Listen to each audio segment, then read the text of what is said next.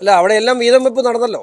വളരെ കൃത്യമായ വീതം വെപ്പുകൾ നടന്നിട്ടുണ്ട്. അത് ഓരോ വകുപ്പുകൾ ഞാൻ എടുത്തു പറയുന്നില്ല. പക്ഷേ ഓരോ വിദ്യാഭ്യാസ വകുപ്പ്, ഉന്നത വിദ്യാഭ്യാസ വകുപ്പ്, ഇപ്പോൾ ഫിഷറീസ്, ഇതെല്ലാം നിങ്ങൾ എടുത്ത് പരിശോധിച്ചാൽ നിങ്ങൾക്ക് മനസ്സിലാവും കേരളത്തിലെ മതേതരത്വം എന്താണ് എന്നുള്ളത് കാണാൻ പോകുന്നേ ഉള്ളൂ. അല്ലെങ്കിൽ ഇവർ നടത്തുന്ന പ്രീണനം എന്താണ് എന്നുള്ളത് കേരള സംസ്ഥാനത്ത് ഇനി വരുന്ന ദിവസങ്ങളിൽ കാണാൻ കഴിയും.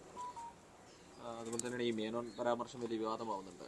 മുഖ്യമന്ത്രി പേരിനൊപ്പം അത് ഇതുവരെ പറയാത്ത സംസ്ഥാനത്തെ ഒരു മുഖ്യമന്ത്രിക്ക് പോലും സ്വന്തം വിശ്വാസം അല്ലെങ്കിൽ മതവും അച്ഛൻ്റെ പേരും പറയാൻ പറ്റിയാത്ത സാഹചര്യമാണ് കോൺഗ്രസ്സിലുള്ളത്. അദ്ദേഹം നമുക്ക് പറയാനുണ്ട്. അതൊക്കെ അദ്ദേഹം പറയട്ടെ. അദ്ദേഹം പറഞ്ഞല്ലോ അച്ഛൻ്റെ പേര് പറയാൻ സന്തോഷമാണ്. ഞാൻ ആ കാര്യത്തിൽ മുഖ്യമന്ത്രി അനുകൂലിക്കുകയാണ്. എന്താ കുഴപ്പം? സ്വന്തം അച്ഛൻ്റെ പേര് പറയാനുള്ള സാഹചര്യം പോലും ആ പാർട്ടിക്കകത്ത് അതും വിമർശിക്കപ്പെടുകയാണ്. സ്വന്തം അച്ഛൻ്റെയും സമുദായത്തിൻ്റെയൊക്കെ പേര് പറയുന്നതിനെ വിമർശിക്കുന്ന സാഹചര്യം ആ പാർട്ടിക്കകത്ത് ഉണ്ടാകുന്നതെന്ന് പറഞ്ഞാൽ ഏത് തരത്തിലേക്കാണ് ഇവിടുത്തെ മതേതരത്വം പോകുന്നതെന്ന് ഒന്ന് മനസ്സിലാക്കേണ്ടതാണ്.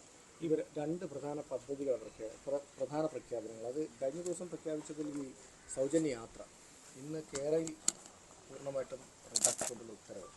ഇത് രണ്ടും ജനകീയമായിട്ടുള്ള നിലപാട് പദ്ധതി അല്ല പ്രഖ്യാപനങ്ങളാണെന്നാണ് സർക്കാർ പറയുന്നത്. അല്ല, തീർച്ചയായിട്ടും ഇത് ഈ വനിതകളുടെ സൗജന്യ യാത്ര ബംഗാളിൽ ഇതുപോലെ തന്നെ ചെയ്തിട്ടുണ്ട്. അപ്പം ഇതിനെ പ്രായോഗികമായി എങ്ങനെ നടപ്പിലാക്കാം, അതാത് സംസ്ഥാനങ്ങളുടെ സാമ്പത്തിക നിലയൊക്കെ പരിഗണിക്കേണ്ടതായിട്ടുണ്ട്. നല്ല കാര്യം.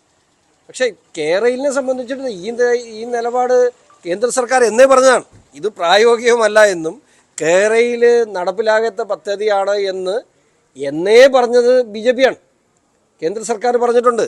അപ്പോൾ അത് ഇവിടെ ശരിവെച്ചു എന്നുള്ളതാണ്. ഒരിക്കലും പ്രായോഗികമല്ല. അത് 6 ലക്ഷം കോടി രൂപ കടന്നു നിൽക്കുന്ന ഒരു സംസ്ഥാനം, ഒരു ഹൈസ്പീഡ് കൊറിഡോറിനല്ല. അത് പ്രായോഗികമായി ചിന്തിക്കാൻ ഇതിൻ്റെ പേരിൽ കുറേ തട്ടിപ്പുകൾ നടത്താൻ പിണറായി വിജയൻ ശ്രമിച്ചതെന്നല്ലാതെ അതിനപ്പുറത്തേക്കൊന്നും നടന്നിട്ടില്ല. അത് അന്നേ BJP ഇതിനുള്ള നയം വ്യക്തമാക്കിയതാണ്. ഈ മാണി കാപ്പനെ പാലായിൽ ജയിപ്പിച്ചാൽ ഒരു മന്ത്രി പാലായിക്ക് ഉണ്ടാവുമെന്നൊക്കെയായിരുന്നു വി ഡി സതീശൻ വന്ന പ്രചാരണത്തിൻ്റെ സമയത്ത് പറഞ്ഞത്. അദ്ദേഹത്തെ പിന്നീട് ചവിട്ടുന്നൊരു പുറത്താക്കുന്നൊരു അല്ലല്ല, ഇവർ പറഞ്ഞ ഒന്നാമത്തെ കാര്യം മുതൽ എടുത്തു നോക്കിയോ. ഇപ്പോൾ ആശാ വർക്കർമാർക്ക് 21,000 രൂപ കൊടുക്കുമെന്ന് പറഞ്ഞു. അത് തിരിച്ചിട്ടു 12 ആക്കി. ഇപ്പോൾ പാലായിൽ വന്ന് വോട്ട് മേടിക്കുമ്പോൾ വി ഡി സതീശൻ അങ്ങോട്ട് പോയ കാറയിലല്ല ഇങ്ങോട്ട് വരുന്നതെന്ന് പറഞ്ഞു. അങ്ങോട്ട് പോയ കാറയിൽ തന്നെ അദ്ദേഹം തിരിച്ചു വരാതിരിക്കാൻ വേണ്ടി അദ്ദേഹം അവിടെ നിൽക്കുകയാണ്, പോരാൻ പറ്റിയിട്ടില്ല.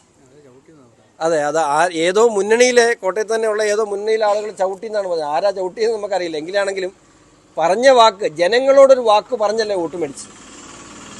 ഈ മാണി കാപ്പൻ മന്ത്രിയാകില്ല എന്നുണ്ടെങ്കിൽ പാലായിൽ നിന്ന് ഒരിക്കലും ജയിക്കില്ല. ബലം ഇതാവുമായിരുന്നില്ല. അപ്പോൾ പാലായിലെ ജനങ്ങളെ വഞ്ചിക്കുകയാണ് യഥാർത്ഥത്തിൽ ചെയ്തിട്ടുള്ളത്.